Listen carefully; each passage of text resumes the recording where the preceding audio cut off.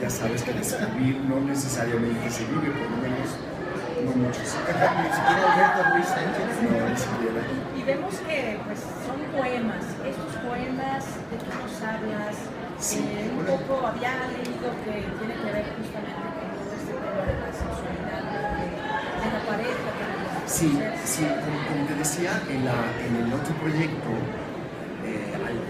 hay mucha poesía siempre, ¿no? Yo no soy de los que piensan, voy a escribir en tal género, sino que yo escribo lo que tengo que escribir y luego ya los editores saben cómo lo clasifican a los editores. Y ha pasado que en público lo clasifica de manera diferente que los editores. Por ejemplo, cuando empezaron a existir los blogs, mucha gente tomaba párrafos de las novelas, los partía como poemas y los publicaba como poemas.